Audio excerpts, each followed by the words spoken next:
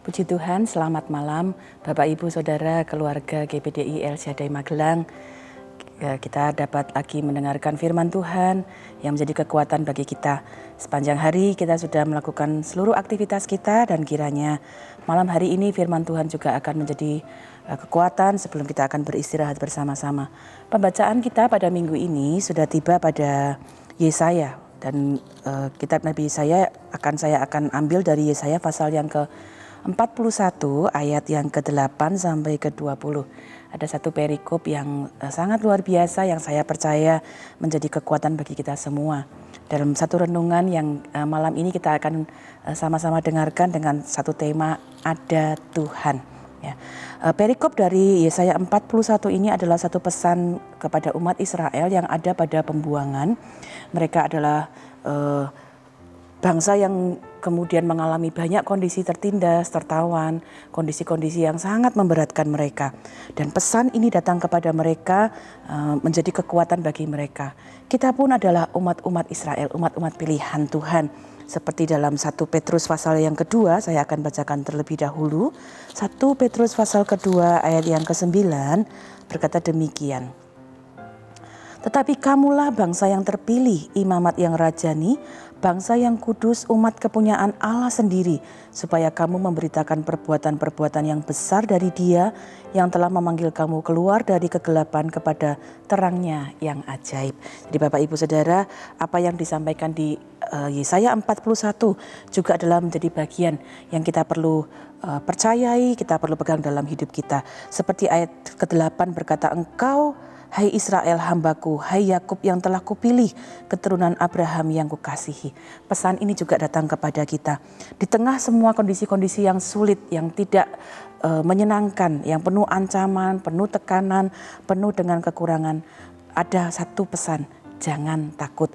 Ya, kalimat jangan takut ini muncul sebanyak 3 kali di ayat 10, ayat 13, dan ayat 14. Dalam kondisi-kondisi yang ketakutan yang dialami oleh bangsa Israel, ada pesan Tuhan, jangan takut. Ya, kenapa? Karena ketakutan yang dibiarkan, yang berlarut-larut akan mengakibatkan timbul kebimbangan dan menjadi ketidakpercayaan. Itu sebabnya kalimat ini pun yang kiranya juga kita pegang dalam kehidupan kita. Mungkin hari-hari ini ada banyak hal yang kita hadapi, banyak pergumulan, tapi ingat ada suara Tuhan. Jangan takut, ada pesan Tuhan.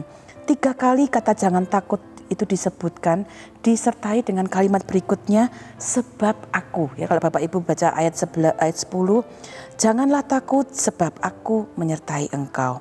Ayat 13, janganlah takut, akulah yang menolong engkau. Ayat 14, janganlah takut. Ya, ada kalimat-kalimat yang disertai dengan kalimat selanjutnya. Ini berarti satu hal yang kita perlu perhatikan. Kalimat jangan takut ini disertai jaminan bahwa ada Tuhan yang sanggup memberikan pertolongan. Disertai jaminan bahwa ada Tuhan yang sanggup memberikan pertolongan. Nah, kita akan melihat bersama-sama hari ini. Apa pertolongan yang Tuhan bisa lakukan? Ada Tuhan, berarti ada pertolongan. Ada Tuhan, ada kekuatan. Ada Tuhan, ada jalan keluar. Dan mari kita lihat bersama-sama hal-hal yang pertolongan-pertolongan yang Tuhan sanggup, Tuhan sediakan bagi kita.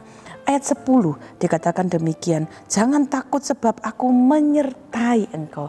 Bapak Ibu Saudara sekalian, dalam pergumulan kita, dalam masa-masa kesulitan, orang sering kali merasa bahwa dia sendirian, dia melewati ini sendirian, saya bergumul sendiri, tidak ada orang yang mengerti saya dan sebagainya. Tapi hari ini mari belajar memahami, menyadari dalam keadaan apapun ada Tuhan yang menyertai kita. Menyertai berarti Dia ada bersama-sama dengan kita dalam penderitaan kita. Dia mengerti, Dia peduli, Dia bahkan sanggup menolong kita. Ayat 10 dikatakan demikian, aku meneguhkan, aku menolong, aku memegang engkau dan membawa kemenangan.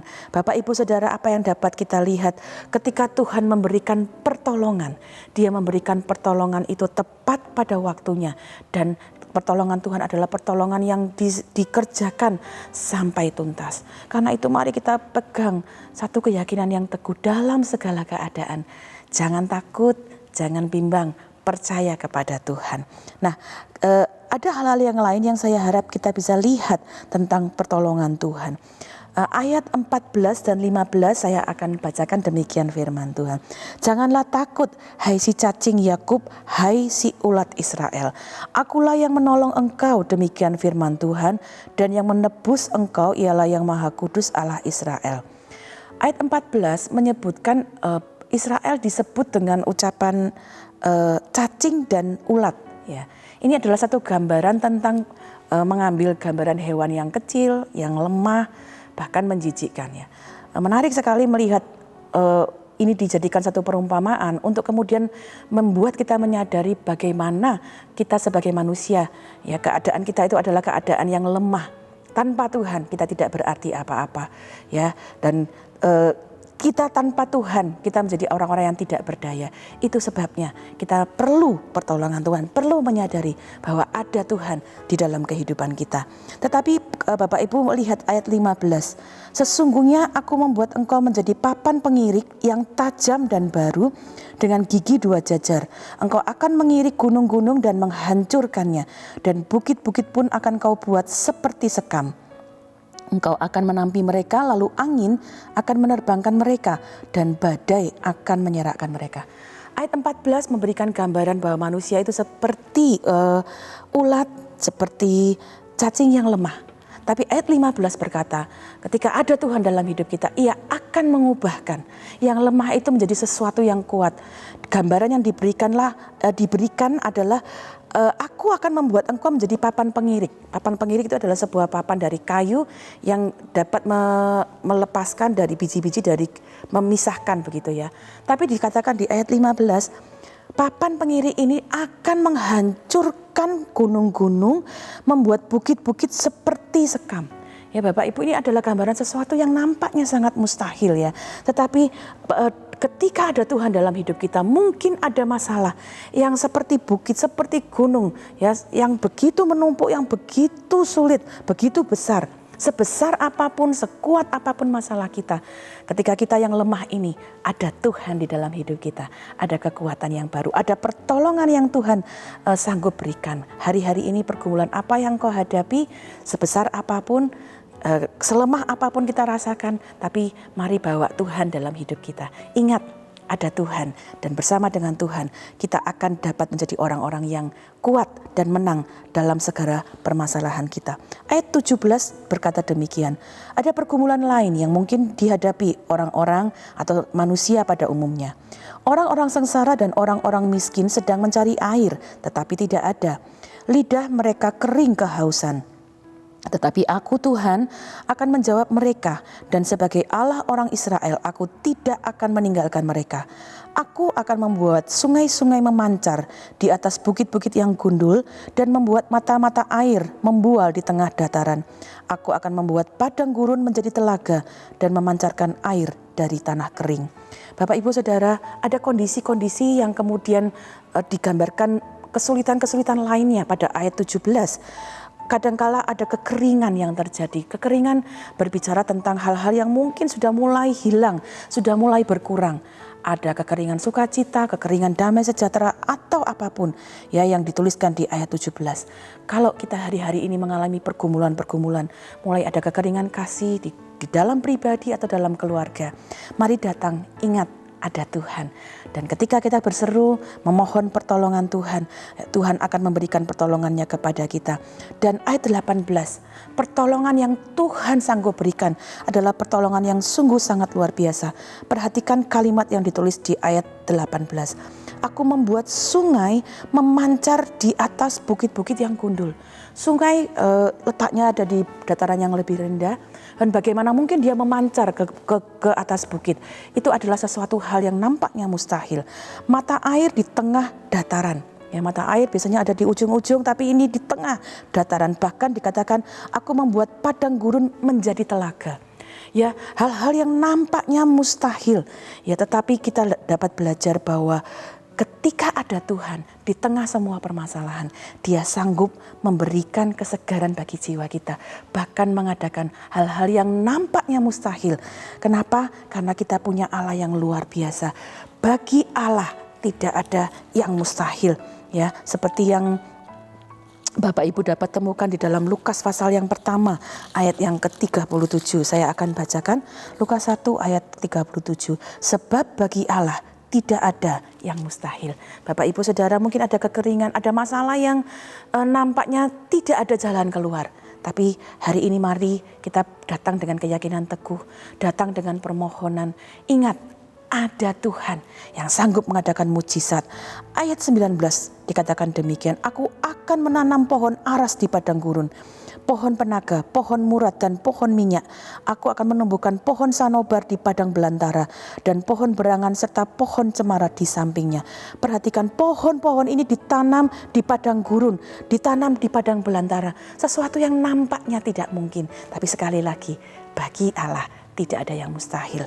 Oleh sebab itu, hari-hari ini apapun yang kita alami, apapun yang kita sedang gumulkan, jangan menyerah, datang dengan permohonanmu kepada Tuhan. Karena firman Allah berkata demikian di ayat 17 tadi, tetapi aku, Tuhan, akan menjawab mereka. Berarti ketika ada jawaban, tentunya ada seruan, ada permohonan. Dalam pergumulan-pergumulan kita, mari kita belajar tetap percaya kepada Tuhan. Naikkan permohonanmu dengan penuh ucapan syukur. Yakini bahwa ada Tuhan yang sanggup menolong. Dan saya percaya Tuhan memberikan pertolongan kepada kita karena Ia mengasihi kita. Dengan satu tujuan, ayat 20, supaya semua orang melihat dan mengetahui, memperhatikan dan memahami bahwa tangan Tuhan yang membuat semuanya ini dan yang Maha Kudus Allah Israel yang menciptakannya. Bapak Ibu Saudara sekalian, Tuhan selalu setia. Ada Tuhan yang selalu siap menolong kita. Dan ketika kita mengalami pertolongan Tuhan, biarlah itu menjadi kesaksian bagi banyak orang lain. Mungkin banyak orang yang juga sedang menantikan, mencari pertolongan. Mereka yang melihat pertolongan Tuhan dalam hidup kita, mereka pun dapat belajar. Ada Tuhan yang sanggup menolong mereka. Hidup kita yang ditolong Tuhan dapat juga menjadi kesaksian bagi banyak orang lain. Supaya mereka pun dapat menyadari ada Tuhan dalam kehidupan mereka. Demikian renungan yang dapat saya sampaikan, kiranya ini menjadi kekuatan bagi kita melewati banyak hal di dalam kehidupan kita. Dan saya percaya dengan Tuhan kita memperoleh kemenangan-kemenangan. Mari kita berdoa bersama-sama. Bapa dalam surga, kami mengucap syukur untuk setiap firman-Mu yang memberikan kami kekuatan untuk tidak takut, untuk tidak menyerah, dan dalam segala pergumulan yang kami hadapi. Dan satu hal kami mau belajar bersyukur karena ada Engkau, ada Tuhan dalam setiap peristiwa kehidupan kami yang menyertai, meneguhkan, memberi kekuatan, bahkan memberi kemenangan melalui hal-hal yang bahkan nampaknya mustahil bagi kami, tapi kami bersyukur karena kami percaya bagi Engkau tidak ada yang mustahil. Hari ini kami berdoa buat seluruh keluarga GBDI El Shaddai Magelang dalam pergumulan mereka secara pribadi atau dalam keluarga mereka masing-masing. Teguhkanlah mereka Tuhan untuk terus menyadari bahwa ada Tuhan dalam kehidupan mereka. Tolong kami untuk belajar bergantung sepenuhnya kepada Engkau dan mendapatkan pertolongan dari Tuhan. Terpujilah nama-Mu Tuhan, biarlah sepanjang malam hari ini kami dapat beristirahat dengan penuh damai sejahtera, dan pagi besok kami dapat bangun dengan tubuh yang sehat dan segar untuk dapat kembali melayani Tuhan, melakukan aktivitas kami sesuai dengan kehendak Tuhan. Di dalam nama Tuhan Yesus Kristus kami berdoa dan mengucap syukur. Haleluya. Amin.